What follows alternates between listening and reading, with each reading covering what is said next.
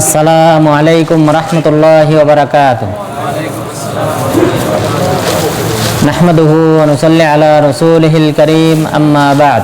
ক্বালা an-নাবিয়্যু সাল্লাল্লাহু আলাইহি ওয়াসাল্লাম, লা ইয়াজালুন নাসু বিখাইর মা আজ্জালুল ফিতর। সম্মানিত উপস্থিতি, আমরা বিগত আলোচনায় সিয়ামের রুকুন, শর্ত এবং ওয়াজিব সম্পর্কে আমরা আলোচনা করেছিলাম। পাশাপাশি সিয়াম ভঙ্গের যে 8টি কারণ রয়েছে সেই 8টি কারণ সম্পর্কে আমরা আলোচনা করেছিলাম। আজকে আমরা আলোচনা করব সিয়ামের যে সকল সুন্নতি আমল রয়েছে, সিয়াম পালন করা অবস্থায় যে সকল সুন্নতি আমল রয়েছে, মুস্তাহাব আমল রয়েছে, সেই আমল সম্পর্কে আলোচনা করব। তো আপনাদের বই কত পৃষ্ঠায়? 125 না বেশি? 128। মুস্তাহাব্বাতুস সিয়াম, সিয়ামের নফল সিয়াম না, এর আগেই নফল সিয়ামের আগে সিয়াম পালনের সুন্নত সমূহ নাকি মুস্তাহাব সমূহ? নফল সিয়ামের আগেই দেখেন, এর আগেই দেখেন 12টা পয়েন্ট 127 পৃষ্ঠায়। তাহলে সিয়ামের যে সকল নফল বা সুন্নত, সিয়াম পালন করা অবস্থায় যে সকল আমল করা সুন্নত, যেহেতু আপনারা ইতিমধ্যে সিয়ামের শর্ত জেনেছেন, রুকুন জেনেছেন, ওয়াজিব জেনেছেন, এরপর সিয়াম ভঙ্গের কারণ জেনেছেন। তো সুতরাং এখন হলো সুন্নতগুলি। তো সুন্নত কি কি? প্রথম দেখেন, সিয়াম পালন করার প্রথম সুন্নত হলো as-সাহুর, সেহরি খাওয়া। তাহলে শেষ রাতে আমাদেরকে সাহারি খেতে হবে, এটা হলো সিয়াম পালনের সুন্নত। যদি কেউ সাহারি না খায় তাহলে তার সিয়াম সঠিক হবে না বেঠিক? সঠিক। যেহেতু এই সুন্নতগুলো আমল করলে সওয়াব, ছুটে গেলে পাপ নাই, ঠিক আছে?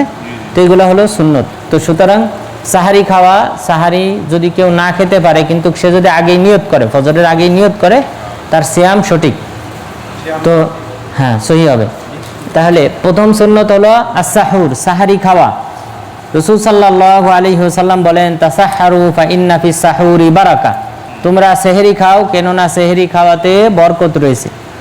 অর্থাৎ সেহরি যদি আমরা খাই তাহলে সিয়াম পালন করতে কষ্ট কম হবে।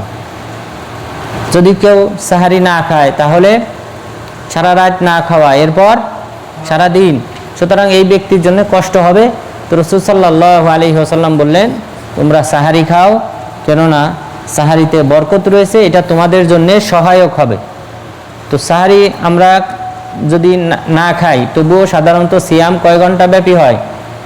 10 ঘন্টা, 12 ঘন্টা, 14 ঘন্টা এরকমই। বর্তমানে সৌদি আরবের হিসাবে সাধারণত 13-14 ঘন্টা এরকমই হয় সিয়াম। আমরা যে সিয়াম পালন করি তাতে এরকমই হয়। তো সাধারণত আমাদের শরীরের চর্বি না খাওয়ার কারণে 7 ঘন্টা পর পর গলে যেতে শুরু করে। তো আমাদের চর্বি 7 ঘন্টা যদি না খাওয়া হয় তারপর কিন্তু গলতে শুরু করে। তো এই চর্বি গলে এটা কিন্তু খাদ্যের স্থলাভিষিক্ত হয়, খাদ্যের অভাব পূরণ করে আমাদের এই চর্বি। তো সুতরাং এই যদি আমরা খাবার খাই তাহলে এখানে আমাদের বিরতিটার পরিমাণ কম হবে।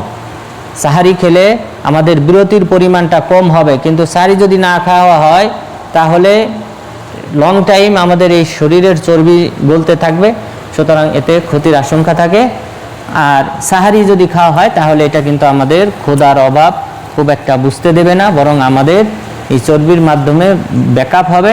তো সুতরাং আমাদেরকে সাহারি খেতে হবে, রাসূল সাল্লাল্লাহু আলাইহি ওয়াসাল্লাম নির্দেশ দিয়েছেন। আর এই নির্দেশটা অন্যান্য সাহাবাগণ তারা পালন করতেন।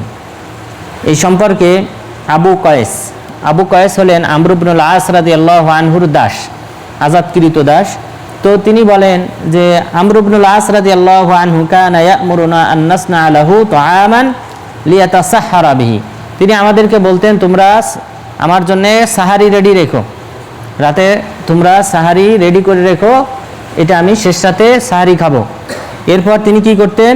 ফালা ইউসিবু মিনহু কাসীরা, ওই যে খাবারটা আমরা তার জন্য প্রস্তুত করে রাখতাম সেখান থেকে 1 লোকমা 2 লোকমা অল্প কিছু খেত, বাকিটা এভাবে থেকে যেত। তখন এই আবু কয়েস, যিনি আমর ইবনুল আস রাদিয়াল্লাহু আনহুর দাস, আজাদকৃত দাস, তিনি বলেন, আমরা তখন তাকে বললাম যে আপনি প্রতি রাতেই বলেন যে খাবার রেডি করতে, খাবার আমরা প্রস্তুত করে রাখি অথচ আপনি ভক্ষণ করেন না, এর কারণ কি? তখন তিনি বললেন, ইন্নী লা আমুরুকুম আন্নী আশতাহিহি ওয়ালাকিন সামি'তু রাসূলুল্লাহি সাল্লাল্লাহু আলাইহি ওয়াসাল্লাম ইয়াকুল ইন্না ফাসলা মা বাইনা সিয়ামিনা ওয়া সিয়ামি আহলিল কিতাব আকলাতুস সাহর। যে আমি তোমাদেরকে সাহারি রেডি করে রাখতে বলি, এটা এই কারণে না যে আমি সাহারি খাবো বা আমার খাওয়ার প্রতি চাহিদা আছে, এই উদ্দেশ্যে না।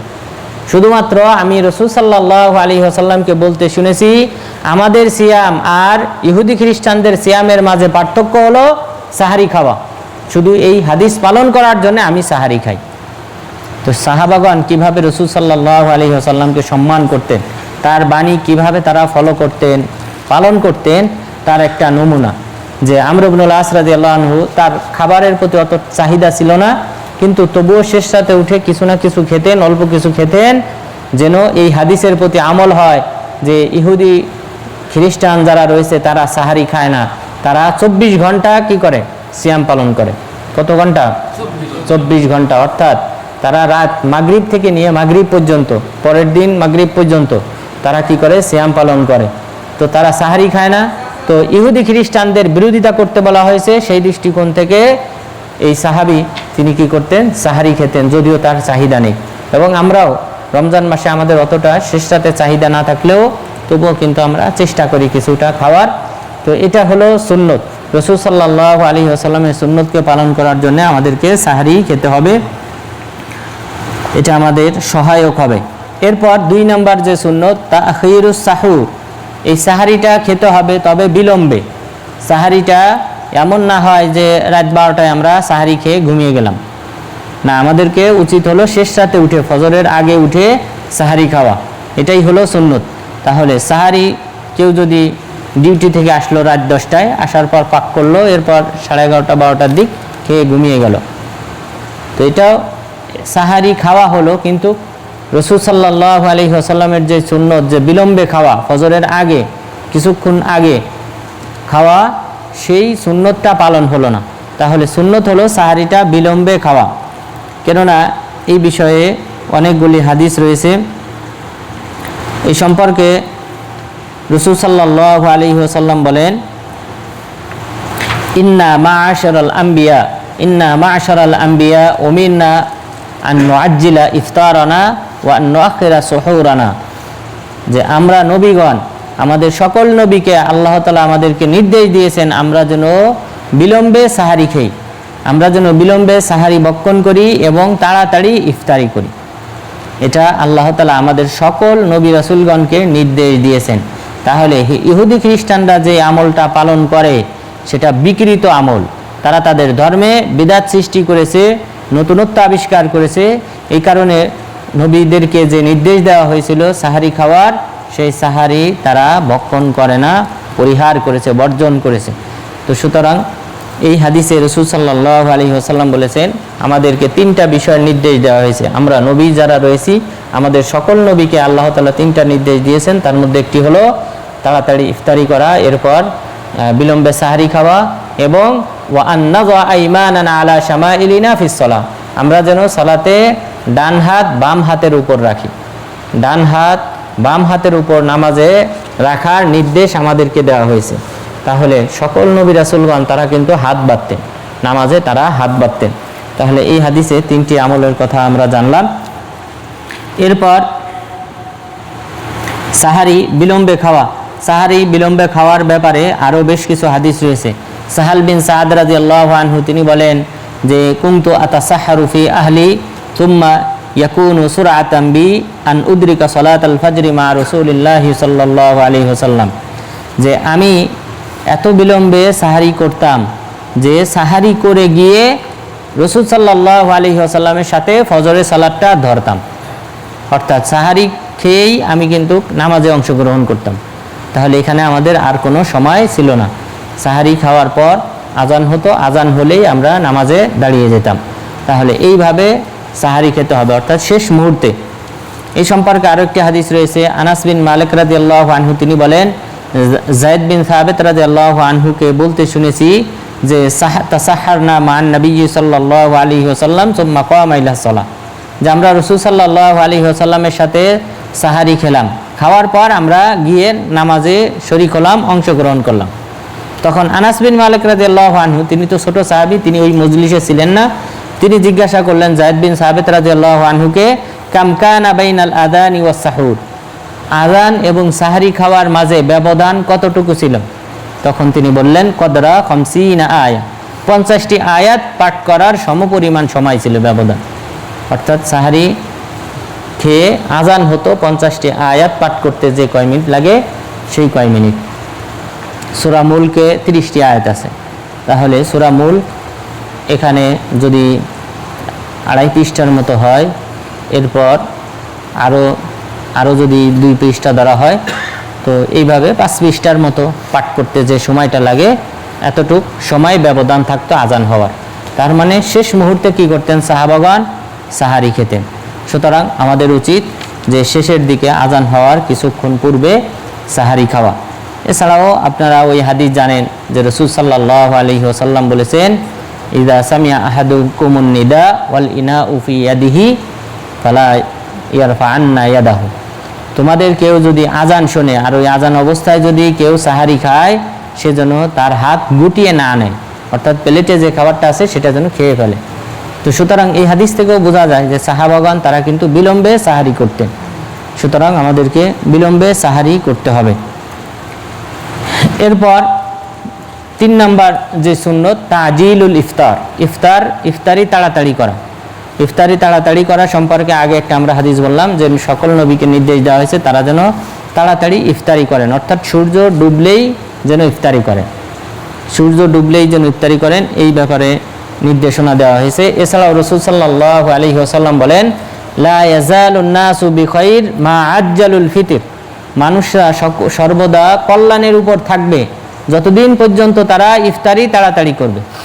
ইফতারি যখন বিলম্বে করবে তখন তারা কল্যাণ থেকে বঞ্চিত হবে। তাহলে ইফতারি তাড়াতাড়ি করা, অর্থাৎ আজান হলে, সন্ধ্যা হলেই আমাদেরকে ইফতারি করতে হবে। কারণ মহান রব্বুল আলামিন বলেছেন, সুম্মা আতিম্মুস সিয়ামা ইলাল লাইল, এরপর তোমরা সিয়ামটা পালন করো রাত্রি পর্যন্ত, অর্থাৎ রাত্রি যখন সূচনা হবে তখন তোমরা সিয়াম পালন করা ছেড়ে দাও। রাত্রি শুরু হয় সূর্য ডুবার পর থেকে শুরু করে, সুতরাং যখন সূর্য ডুবে যাবে তখনই আমাদেরকে সাহারি ভক্ষণ করতে হবে। এছাড়াও আরও একটি হাদিস রয়েছে, আন আবি আতিয়াতা ক্বাল দাখালতু আনা ওয়া মাসরুক আলা আয়েশা, আবু আতিয়া রাহিমাহুল্লাহ তিনি বলেন, আমি এবং মাসরুক রাহিমাহুল্লাহ আয়েশা রাদিয়াল্লাহু আনহার কাছে গেলাম। যাওয়ার পর আমরা জিজ্ঞাসা করলাম, রাজুলান মিন আসহাবিন নবী সাল্লাল্লাহু আলাইহি ওয়াসাল্লাম কিলাহুমা লা ইয়ালু আনিল খাইর, 2 জন সাহাবী, 2 জন আল্লাহ রসুলের সাহাবী, এবং 2 জনই কল্যাণের প্রতি বেশি উদ্গ্রীব, কল্যাণকামী, 2 জনই ভালো কাজ করেন। তবে এদের মধ্য থেকে একজন আহাদুমা ইউআজ্জিলুল মাগরিবা ওয়াল ইফতার, এই 2 জনের মধ্যে একজন মাগরিব তাড়াতাড়ি আদায় করে, পাশাপাশি ইফতারও তাড়াতাড়ি করে, আরেকজন মাগরিব বিলম্বে আদায় করে, ইফতার বিলম্বে করে। তখন আয়েশা রাদিয়াল্লাহু আনহা জিজ্ঞাসা করলেন, কে তাড়াতাড়ি মাগরিব আদায় করে এবং তাড়াতাড়ি ইফতার করে? তখন এই 2 জন বললেন, আবু আতিয়া এবং মাসরুক রাহিমাহুল্লাহ, তারা উভয় বললেন যে তিনি হলেন আব্দুল্লাহ ইবনে মাসউদ রাদিয়াল্লাহু আনহু। আব্দুল্লাহ ইবনে মাসউদ রাদিয়াল্লাহু আনহু তিনি তাড়াতাড়ি ইফতার করেন এবং তাড়াতাড়ি মাগরিবের সালাত আদায় করেন। তখন তিনি বললেন, হাকাযা কানান নবিয়্যু সাল্লাল্লাহু আলাইহি ওয়াসাল্লাম, রাসূল সাল্লাল্লাহু আলাইহি ওয়াসাল্লাম এমনই আমল করতেন। তাহলে রাসূল সাল্লাল্লাহু আলাইহি ওয়াসাল্লামও তাড়াতাড়ি মাগরিব আদায় করতেন, তাড়াতাড়ি ইফতার করতেন। সুতরাং আমাদেরকেও তাড়াতাড়ি ইফতার করতে হবে। তাড়াতাড়ি ইফতার করার আরও একটি হাদিস রয়েছে, আব্দুল্লাহ ইবনে আবু আওফা রাদিয়াল্লাহু আনহু তিনি বলেন, আমরা রাসূল সাল্লাল্লাহু আলাইহি ওয়াসাল্লামের সাথে সফরে ছিলাম। সফরে থাকা অবস্থায় সূর্য যখন ডুবে যাওয়ার উপক্রম হয়েছে, সেই সময় রাসূল সাল্লাল্লাহু আলাইহি ওয়াসাল্লাম একজন সাহাবীকে বললেন, কুম ফাজদাহ লানা, ওঠো এবং তুমি যে দুধের সাথে কিছু আটা মিক্স করে একটা খাবার তৈরি করা হতো, দুধের সাথে আটা এগুলা মিক্স করে, যেটার উপর তিনি ইফতারি করবেন, যে খাবারটা খেয়ে তিনি ইফতারি করবেন, তখন ওই সাহাবীকে বললেন যে তুমি এই খাবারটা তুমি রেডি করো, প্রস্তুত করো। তখন ওই সাহাবী বললেন, হে আল্লাহ রাসূল, একটু অপেক্ষা করেন, সূর্য ডুবুক, অর্থাৎ আরও একটু সন্ধ্যা হোক। রাসূল সাল্লাল্লাহু আলাইহি ওয়াসাল্লাম 3 বার বললেন, যে তুমি ফাজদা হালানা, তাড়াতাড়ি তুমি এই খাবারটা রেডি করো আমাদের জন্য। 3 বার বলার পর আর প্রতিবারই তিনি বলতেছিলেন হে আল্লাহ রাসূল আরেকটু বিলম্ব করেন, সূর্য ডুবুক তারপর করব। কিন্তু রাসূল সাল্লাল্লাহু আলাইহি ওয়াসাল্লাম তাকে বারবার বললেন, বলার পর তিনি কি করলেন, তখন এই খাবারটা রেডি করলেন। রেডি করার পর রাসূল সাল্লাল্লাহু আলাইহি ওয়াসাল্লাম বললেন, ইদা আকবালাল লাইলু মিন হাহুনা ওয়া আদবারান নাহারু মিন হাহুনা ওয়া গরাবাতিশ শামস ফাকাদ আফতারা সাইম। যখন রাত্রির আগমন এই দিক থেকে শুরু হবে এবং দিনের প্রস্থান যখন শুরু হয়ে যাবে, সূর্য ডুবে যাবে, তখন সিয়াম পালনকারী ইফতার করে ফেলল। অর্থাৎ যখন সূর্য ডুবে যাবে তখনই আমাদেরকে ইফতার করতে হবে, বিলম্ব করা যাবে না। তবে এখন প্রশ্ন হলো, এই সাহাবী তাহলে কেন অবাধ্য হলেন? কেন তিনি 3 বার বলতে হলো, তারপর তিনি করলেন? ওই সাহাবী তিনি মনে করছিলেন, অর্থাৎ সূর্য ডুবে যাচ্ছিল, কিন্তু ওই সাহাবী হয়তো মরুভূমিতে থাকলে দেখা যায় যে অনেক সময় মাগরিবের টাইম হয়ে যায় কিন্তু সূর্য মনে হয় এখনো জীবিত রয়েছে। তো ওই সাহাবীর দৃষ্টিতে ওনার কাছে এটাই মনে হচ্ছিল যে এখনো অনেক টাইম বাকি রয়েছে, কিন্তু রাসূল সাল্লাল্লাহু আলাইহি ওয়াসাল্লাম বুঝতেছিলেন যে না, সূর্য ডুবে যাচ্ছে। তো এই কারণে তাকে নির্দেশ দিয়েছিলেন। তো এটা সাহাবীর ইজতিহাদ, গবেষণা। তো সাহাবী গবেষণা করে তিনি ওইটা মনে করেছিলেন, এই কারণে তাকে কিন্তু অবাধ্য হিসেবে গণ্য করা হয় নাই। না হলে এটা কিন্তু কবিরা গুনাহ, যে রাসূল সাল্লাল্লাহু আলাইহি ওয়াসাল্লাম নির্দেশ করতেছেন কিন্তু তিনি মানতেছেন না, এটা কিন্তু কবিরা গুনাহ। কিন্তু এটা কবিরা গুনাহ হিসেবে এই সাহাবীর ক্ষেত্রে প্রযোজ্য না। কারণ এই সাহাবী কি করতেছিলেন, তার একটা চিন্তাধারা ছিল, তিনি মনে করতেছিলেন সূর্য দেখা যাচ্ছে, এখনো আলো দেখা যায়, তো সেই হিসেবে তিনি এটা মনে করেছিলেন। কিন্তু প্রকৃতপক্ষে সূর্য ডুবে যাচ্ছিল এবং এই কারণেই রাসূল সাল্লাল্লাহু আলাইহি ওয়াসাল্লাম তাকে বারবার নির্দেশ দিয়েছিলেন। তাহলে আমাদেরকে তাড়াতাড়ি ইফতারি করতে হবে, এটাই হলো নিয়ম, বিলম্বে ইফতারি করা যাবে না।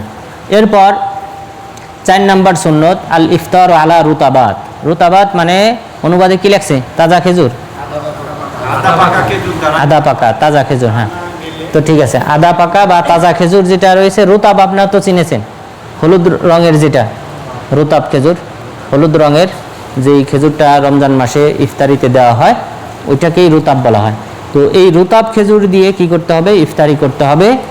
এরপর বলা হয়েছে রুতাব খেজুর যদি না পাওয়া যায় তাহলে তামার বলা হয় যেটা পাকা খেজুর, তাহলে তাজা খেজুর প্রথমে, এটা হলো সুন্নত রুতাব। আর দ্বিতীয়, রুতাব যদি না পাওয়া যায় তাহলে পাকা খেজুর যেটা রয়েছে সেই পাকা খেজুর দিয়ে ইফতারি করতে হবে। আর যদি এটাও না পাওয়া যায় তাহলে পানি দিয়ে ইফতারি করতে হবে। এটা একটা হাদিসে উল্লেখ হয়েছে। এই যে সুন্নতের কথা বলা হয়েছে, এই সুন্নতটি হাদিসে উল্লেখ হয়েছে। আনাস বিন মালিক রাদিয়াল্লাহু আনহু তিনি বলেন, আন্নান নবী সাল্লাল্লাহু আলাইহি ওয়াসাল্লাম কানা ইফতিরু আলা রুতাবাত ক্বাবলা ইউসাল্লি। রাসূল সাল্লাল্লাহু আলাইহি ওয়াসাল্লাম রুতাব তথা তাজা খেজুর দিয়ে তিনি ইফতারি করতেন সালাত আদায় করার পূর্বে। ফা ইল্লাম তাকুন রুতাবাত ফাতামারাত, যদি রুতাব না পেতেন, তাজা খেজুর না পেতেন, তাহলে তিনি পাকা খেজুর যেটা রয়েছে এই খেজুরের মাধ্যমে তিনি ইফতারি করতেন। ফা ইল্লাম তাকুন তামারাত ফা হাসাওয়াতিম মিম্মা, তাহলে পাকা খেজুর না পেলে তখন তিনি কয়েক ঢোক পানি পান করতেন। তাহলে কয়েক ঢোক পানি পান করার মাধ্যমে তিনি ইফতারি করতেন। তাহলে এটাই হলো সুন্নত, যে রুতাব খেজুর পাওয়া গেলে এটা দিয়ে আমাদেরকে ইফতারি করতে হবে, এবং রুতাব খেজুর না পাওয়া গেলে পাকা খেজুর, আর পাকা খেজুর না পাওয়া গেলে তাহলে পানি দিয়ে ইফতারি করতে হবে। এটা হলো সুন্নতের অন্তর্ভুক্ত। তবে এই হাদিসকে বাস্তবায়ন করতে গিয়ে রমজান মাসে খেজুরের দাম বাড়িয়ে দেওয়া এটা কিন্তু অন্যায়, নাকি বলেন? এটা জুলুম। বাংলাদেশে বা অন্যান্য দেশেও বিভিন্ন সময় এই খেজুরের ব্যবসাটা এই রমজান মাসে জমজমাট হয়। অর্থাৎ মানুষদেরকে জিম্মি করে, মানুষ যেহেতু জানে এই হাদিস আমল করতে হয় সুন্নত, তো মুসলিমদের এই আবেগকে কাজে লাগিয়ে এই ব্যবসায়ীরা, অসাধু ব্যবসায়ীরা, তারা কিন্তু এগুলির দাম বৃদ্ধি করে দেয়। তো যাই হোক, যার যার সাধ্য অনুযায়ী তারা এই রুতাব, তামার অথবা পাকা খেজুর অথবা পানি এগুলির মাধ্যমে ইফতারি করবেন। তবে যদি ছুটে যায়, এই সুন্নত পালন করা সম্ভব না হয়, তাহলে কোনো সমস্যা নেই, যেহেতু এগুলি সবগুলি হলো সুন্নত। যদি আমল করেন সওয়াব হবে, আমল না করতে পারলে পাপ হবে না। এরপর 5 নাম্বার হলো আদ-দুআ ইনদাল ফিতর ওয়া আসনাইস সিয়াম, যে দোয়া করা ইফতারি করার সময়। ইফতারি করার সময় দোয়া করা, যেহেতু আপনারা জানেন রাসূল সাল্লাল্লাহু আলাইহি ওয়াসাল্লাম বলেছেন যে ইন্নাল্লাহা ইউতিকু কুল্লা লাইলাতিন মিনান নার ওয়া যালিকা ইনদাল ফিতর। আল্লাহ তাআলা রমজান মাসে প্রতি রাতে আল্লাহ তাআলা অসংখ্য বান্দাকে জাহান্নাম থেকে মুক্তি দান করেন, আর সেই মুহূর্তটা হলো ইনদাল ফিতর, ইফতার করার সময়। তাহলে ইফতার করার সময় আল্লাহ তাআলা বান্দাদেরকে রমজান মাসে জাহান্নাম থেকে মুক্তি দান করে। তো যেহেতু ওই সময় মুক্তি দেওয়া হয়, উচিত হলো আমাদের ওই সময় বেশি বেশি দোয়া করা এবং মা বাবা, নিজের আত্মীয় স্বজন, পাড়া প্রতিবেশী, মুমিন নর নারী যারা মারা গিয়েছে তাদের জন্য ওই সময় জাহান্নাম থেকে মুক্তি কামনা করা। এছাড়াও আরও একটা কারণ রয়েছে যে সিয়াম পালনকারীর দোয়া কবুল হয়। রাসূল সাল্লাল্লাহু আলাইহি ওয়াসাল্লাম বলেছেন, সালাসু দাওয়াতিন মুস্তাজাবাত, দাওয়াতুস সাইম ওয়া দাওয়াতুল মুসাফির ওয়া দাওয়াতুল মাজলুম। 3 শ্রেণীর ব্যক্তির দোয়া কবুল হয়। প্রথম শ্রেণীর ব্যক্তি হলো সিয়াম পালনকারী, দ্বিতীয় শ্রেণীর ব্যক্তি হলো সফরকারী, তৃতীয় শ্রেণীর ব্যক্তি হলো মাজলুম, নির্যাতিত, নিষ্পেষিত, যাদের উপর জুলুম করা হয় অন্যায়ভাবে, সেই সকল নির্যাতিত, নিষ্পেষিত ব্যক্তিদের দোয়া আল্লাহ তাআলা কবুল করেন। তাহলে সেই হিসেবে আমাদেরকে এই রমজান মাসে বা ইফতারি করার সময় দোয়া করা উচিত। এটা হলো সুন্নতের অন্তর্ভুক্ত। এরপর 6 নম্বর আল ইকসার মিনাস সাদাকা, বেশি বেশি সদকা করা। তাহলে রমজান মাসে অথবা সিয়াম পালন করা অবস্থায় সদকা করা, দান করা, মানুষকে কিছু দেওয়া, এটা হলো সুন্নতের অন্তর্ভুক্ত। কেননা ইবনে আব্বাস রাদিয়াল্লাহু আনহু তিনি বলেন, কানান নাবিয়্যু সাল্লাল্লাহু আলাইহি ওয়াসাল্লাম আজওয়াদান নাস ওয়া কানা আজওয়াদা মা ইয়াকুনু ফি রমাদান হিনা ইয়ালকাহু জিবরিল। যে রাসূল সাল্লাল্লাহু আলাইহি ওয়াসাল্লাম তিনি ছিলেন সবচেয়ে দানবীর, আর তিনি সবচেয়ে দান বেশি করতেন রমজান মাসে, যখন জিবরিল আলাইহিস সালাম তার সাথে সাক্ষাৎ করতেন।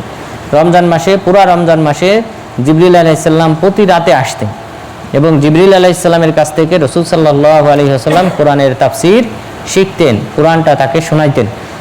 এরপর ইবনে আব্বাস রাদিয়াল্লাহু আনহু তিনি বলেন, ওয়া কানা আজওয়াদা মিনার রিহিল মুরসালা। রাসূল সাল্লাল্লাহু আলাইহি ওয়াসাল্লাম বেগবান গতিতে ছুটে চলা বাতাসের চেয়েও তিনি ছিলেন বেশি বেগবান দান করার ক্ষেত্রে। তাহলে এই যে বাতাস, ঝঞ্ঝাবায়ু যেভাবে ছুটে চলে 120 কিলোমিটার গতিতে, এর চেয়েও বেশি দ্রুততম সময়ে রাসূল সাল্লাল্লাহু আলাইহি ওয়াসাল্লাম রমজান মাসে দান করতেন। তাহলে এখানে একটা উপমা দেওয়া হয়েছে যে রাসূল সাল্লাল্লাহু আলাইহি ওয়াসাল্লাম রমজান মাসে কি পরিমাণ দান করতেন।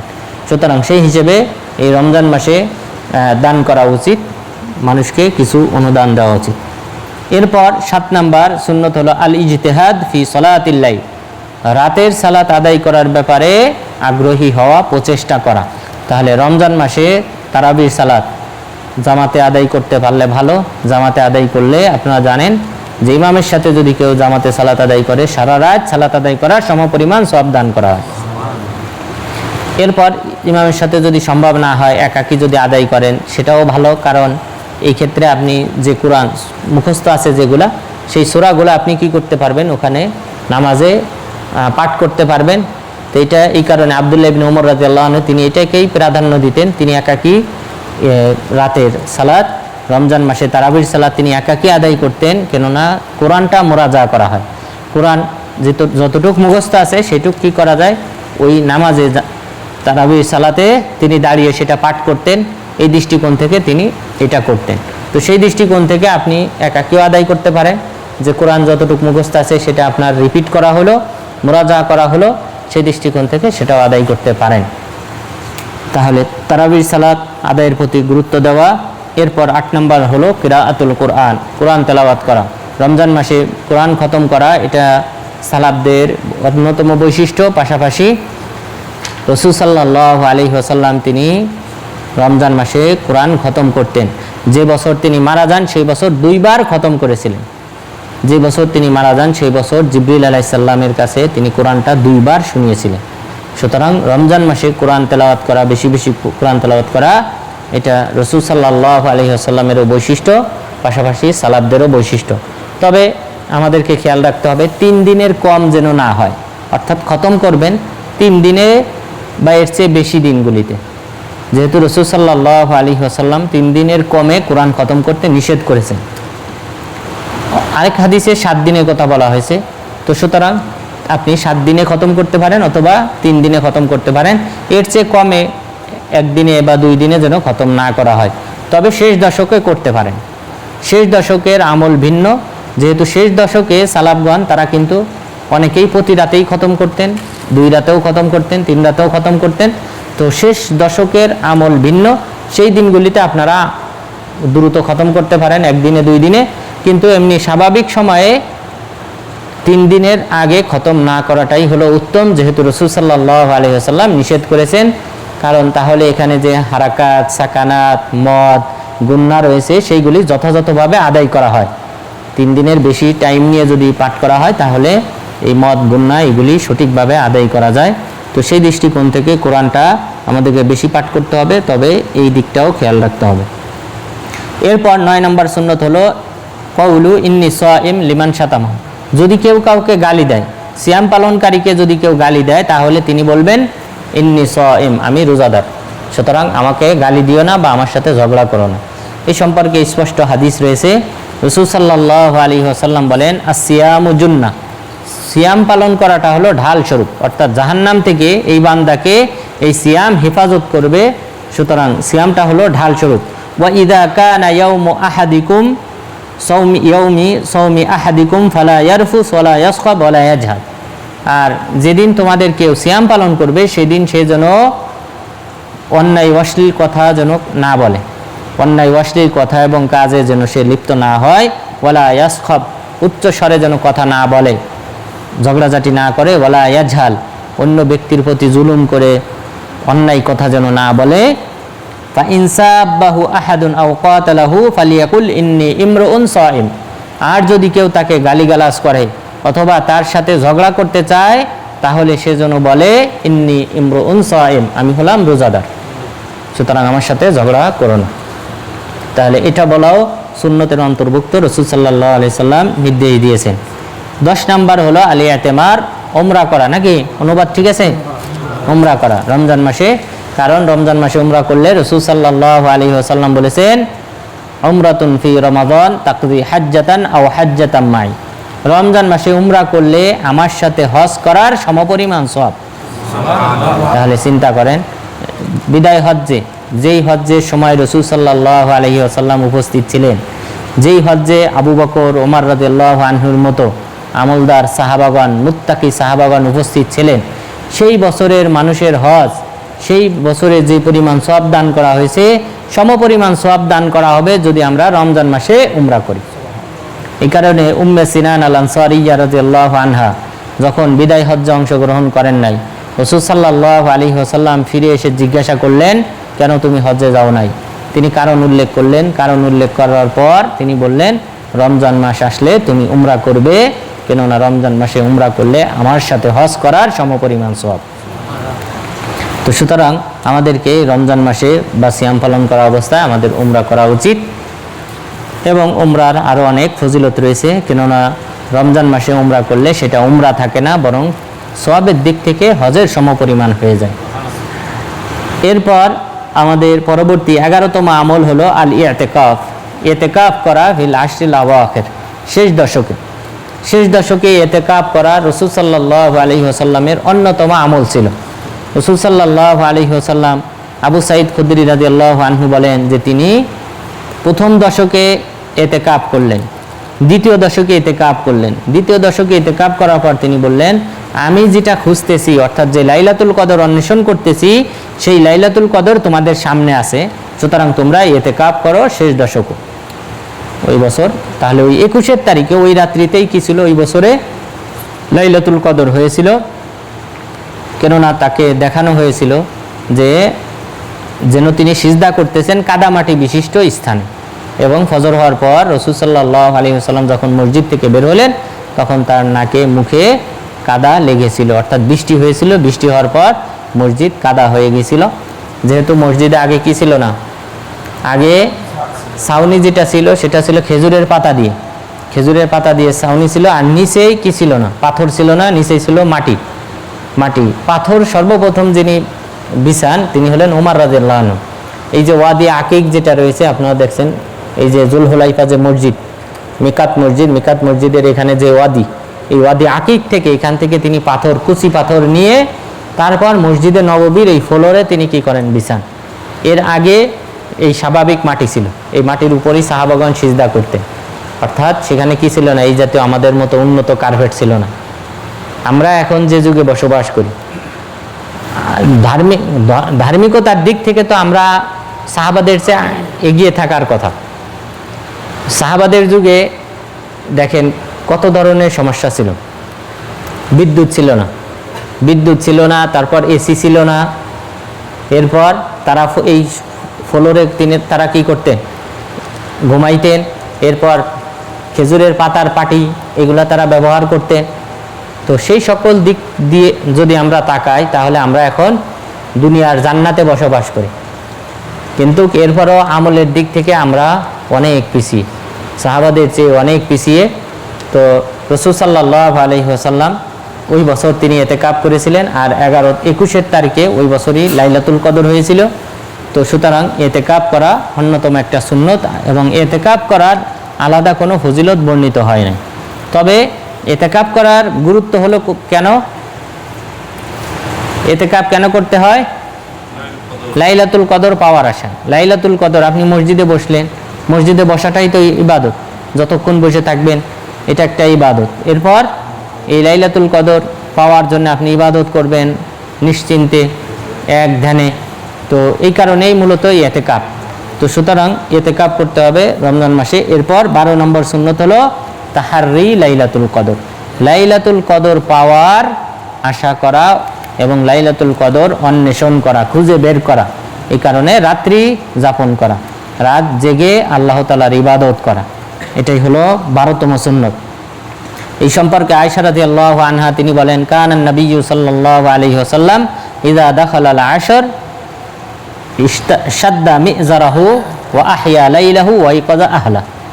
যে যখন শেষ দশক শুরু হতো, তখন রাসূল সাল্লাল্লাহু আলাইহি ওয়াসাল্লাম তিনি তার কোমর বাঁধতেন, কোমর শক্ত করে বাঁধতেন, যেন রাত্রি যাপন করতে হবে, যেন শক্তি পায় বেশি, ইবাদত করার শক্তি যেন বেশি পান। এই কারণে তিনি তার কোমর বাঁধতেন। কোমর বাঁধার পর এরপর কি করতেন? আহিয়া লাইলাহু, তিনি রাত্রি জাগরণ করতেন, রাত জেগে থাকতেন, সালাত আদায় করতেন, কোরআন তেলাওয়াত করতেন, আল্লাহ তাআলার জিকির করতেন। এরপর ওয়াইকাযা আহলা, এবং পরিবারের সদস্যদেরকেও জাগিয়ে তুলতেন। সুতরাং আমাদেরকেও এই শেষ দশকে লাইলাতুল কদর পাওয়ার অন্বেষণ করার চেষ্টা করতে হবে। তাহলে এটা হলো 12তম সুন্নত। তো সুতরাং আজকে আমরা কয়েকটি সুন্নত সম্পর্কে অবহিত হলাম। এই সুন্নতগুলি অবশ্যই আমাদেরকে পালন করতে হবে। এরপর বাকি যে সিয়াম সম্পর্কে রয়েছে, ইনশাল্লাহ আমরা আগামী সপ্তাহের শুরুতেই ইনশাল্লাহ সিয়ামের বিষয়টা শেষ করব। এরপর চেষ্টা করব পরবর্তী সপ্তাহে যেন সম্পূর্ণ বইটা শেষ করার, যেন এক সপ্তাহ আপনাদেরকে এই পিছনে যে সকল প্রশ্ন উত্তর রয়েছে সেই প্রশ্ন উত্তরগুলো যেন আমরা কমপ্লিট করতে পারি, এবং এরপরেই কিন্তু পরীক্ষা হবে। তো আল্লাহ তাআলা যেন আমাদেরকে এই সিয়াম সম্পর্কে আমরা যে সুন্নতগুলি জানলাম সেই সুন্নতগুলি পালন করার তৌফিক দান করেন। পাশাপাশি সিয়াম ভঙ্গের যে সকল কারণ জানলাম সেগুলি থেকে বিরত থাকার তৌফিক দান করেন। আমিন। ওয়া সাল্লাল্লাহু আলা নবিয়িনা মুহাম্মদ ওয়া আলা আলিহি ওয়া সাহবিহি আজমাইন।